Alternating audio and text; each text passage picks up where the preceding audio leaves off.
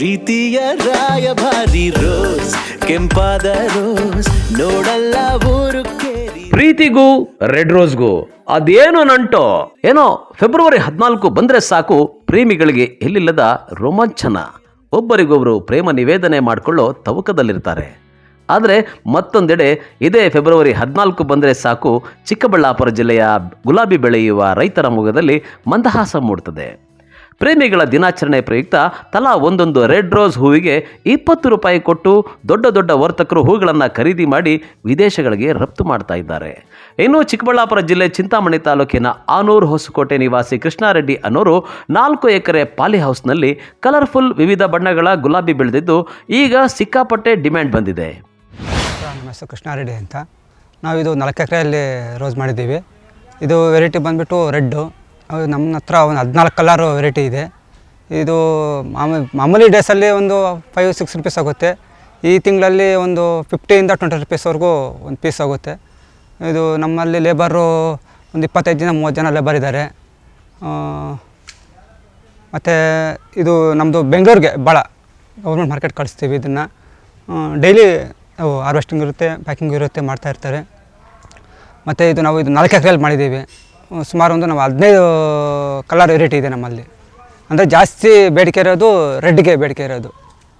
ಯಾಕೆಂದರೆ ಇದು ಈ ತಿಂಗಳಲ್ಲಿ ವ್ಯಾಲೆಂಟ್ಸ್ ಇರೋದ್ರಿಂದ ಸ್ವಲ್ಪ ಲವರ್ಸ್ಗೆ ಇದು ರೆಡ್ಡು ಜಾಸ್ತಿ ಬೇಡಿಕೆ ಇದೆ. ಅದರಿಂದ ಈ ಸಲ ಒಂದು 20 ರೂಪಾಯಿವರೆಗೂ ನಮಗೆ ಹೋಗ್ತಾಯಿದೆ. ಅದರಿಂದ ಚೆನ್ನಾಗಿದೆ ನಮಗೆ ಈ ಸಲ. ಒಳ್ಳೆ ದುಡ್ಡು ಆಗ್ತಾಯಿದೆ ಇವಾಗ. ಒಳ್ಳೆ ರೇಟು ಇದೆ ನಮಗೆ ಈ ಸಲ. ಇದೇ ಥರ ಪ್ರತಿದಿನ ಇದ್ರೂ ಚೆನ್ನಾಗಿರುತ್ತೆ. ರೈಸ್ಗೆ ರೈಸ್ರಿಗೆ ತುಂಬ ಅನುಕೂಲ ಆಗುತ್ತೆ. ವ್ಯಾಲೆಂಟೈನ್ಸ್ ಇದರಿಂದ ರೈಸ್ರಿಗೆ ತುಂಬ ಅನುಕೂಲ ಆಗುತ್ತೆ, ಮಾಡ್ಬೋದು. ತುಂಬ ಚೆನ್ನಾಗಿದೆ ರೇಟ್ ಸರ್, ಪರವಾಗಿಲ್ಲ. ಇನ್ನು 16 ಕಲರ್ಗಳ ಗುಲಾಬಿ ಬೆಳೆಯಾಗಿದೆ. ಅದರಲ್ಲಿ ಸದ್ಯ ಪ್ರೇಮಿಗಳ ದಿನಾಚರಣೆ ಪ್ರಯುಕ್ತ ರೆಡ್ ರೋಸ್ಗೆ ಭಾರಿ ಡಿಮ್ಯಾಂಡ್ ಬಂದಿದೆ. ಅದರಲ್ಲೂ ಗುಲಾಬಿಯ ನೀಳಕಾಂಡ, ಹೊಳಪು, ವಯ್ಯಾರ, ಮುಳ್ಳುಗಳಿಲ್ಲದ ಕೆಂಪು ಬಣ್ಣದ ಕೆಂಗುಲಾಬಿಯೇ ಇನ್ನೂ ಡಿಮ್ಯಾಂಡ್ ಹೆಚ್ಚಾಗಿದೆ. ರೆಡ್ ಕಲರ್ ರೋಸ್ ನೋಡಿದ ತಕ್ಷಣ ಅವಳ ಕೆಂದುಟಿಯ ಚೆಲುವನ್ನು ತಬ್ಬಿಕೊಂಡು ಮುದ್ದಾಡುವಂತಿರಬೇಕಂತಿದೆ. ಇನ್ನು ಚಿಕ್ಕಬಳ್ಳಾಪುರ, ಕೋಲಾರ ಜಿಲ್ಲೆಗಳಲ್ಲಿ ಬೆಳೆಯುವ ಗುಲಾಬಿಗೆ ದೇಶ ವಿದೇಶಗಳಲ್ಲಿ ಭಾರಿ ಡಿಮ್ಯಾಂಡ್ ಇದೆಯಂತೆ.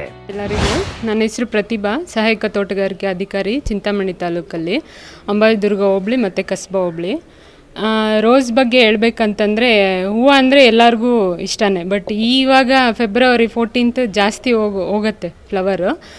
ಮತ್ತು ಅದು ಕ್ವಾಲಿಟಿ ಫ್ಲವರ್ ಬರೋದು ಪಾಲಿ ಹೌಸಲ್ಲಿ ಮಾತ್ರ.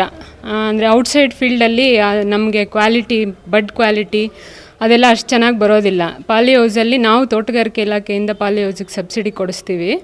ಅದು ರೋಸ್ ಬೆಳೆಯೋದಕ್ಕೆ. ಇಲ್ಲಿ ನಮ್ಮ ಚಿಂತಾಮಣಿ ತಾಲೂಕಲ್ಲಿ ಒಂದು 15 ಹೆಕ್ಟೇರ್ಸ್ ಇದೆ ಪಾಲಿ ಹೌಸು. ಬಟ್ ರೋಸು ಒಂದು 5 ಹೆಕ್ಟೇರ್ಸ್ ಇದೆ. ಅದರಲ್ಲಿ ಇಲ್ಲಿ ಉಪ್ಪುರಪೇಟೆ ಪಂಚಾಯಿತಿಯಲ್ಲಿ ಕಿರಣ್ ಅಂತ ಅವರು ಫಾರ್ಮರ್ ಹೆಸರು, ಅವರು ಬೆಳೀತಾ ಇದ್ದಾರೆ.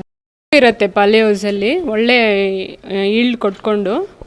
ಇಲ್ಲಿ ಉಪ್ಪುರಪೇಟೆಯಲ್ಲಿ ಕಿರಣ್ ಅಂತ ಮತ್ತು ನರಸಿಂಹರೆಡ್ಡಿ ಅವರು ಕಸ್ಬಾ ವಿಶ್ವನಾಥ್ಪುರದಲ್ಲಿ 5 to 8 ವೆರೈಟೀಸ್ ಬೆಳೀತಾ ಇದ್ದಾರೆ. ಎಲ್ಲ ಕಲರ್ಸು, ಯೆಲ್ಲೋ, ಪಿಂಕ್ ಮತ್ತು ರೆಡ್, ತಾಜ್ ಮಹಲ್ ಅಂತ ವೆರೈಟೀಸು ಒಳ್ಳೆ ಈಲ್ಡ್ ಕೊಡುತ್ತೆ ಪಾಲಿ ಹೌಸ್ ಒಳಗಡೆ. ಔಟ್ ಆಫ್ ಕಂಟ್ರಿನೂ ಹೋಗ್ತಾ ಇತ್ತೆ ಸರ್. ಇದು ಐಫ್ಯಾಬ್ ಅಂತ ಇದೆ ಬ್ಯಾಂಗ್ಳೂರಲ್ಲಿ, ಅಲ್ಲಿಗೆ ಇವರೆಲ್ಲ ಕೊಡ್ತಾರೆ.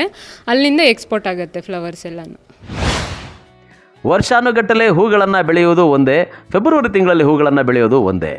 ಫೆಬ್ರವರಿ 14 ಪ್ರೇಮಿಗಳ ದಿನಾಚರಣೆಗೂ ಮುನ್ನ ವಿದೇಶಗಳಲ್ಲಿ rose day, propose day, teddy day, chocolate day, promise day, hug day, kiss day ಸೇರಿದಂತೆ ವಿವಿಧ ಡೇಗಳ ಮೂಲಕ ಪ್ರೀತಿ, ಪ್ರೇಮ ಹಂಚಿಕೊಳ್ತಾರೆ.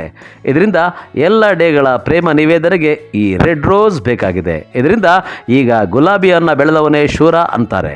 ಕ್ಯಾಮರಾ ಪರ್ಸನ್ ಪ್ರವೀಣ್ ಜೊತೆ ಕಳವಾರ ಅರುಣ್, MMTV ನ್ಯೂಸ್, ಚಿಕ್ಕಬಳ್ಳಾಪುರ.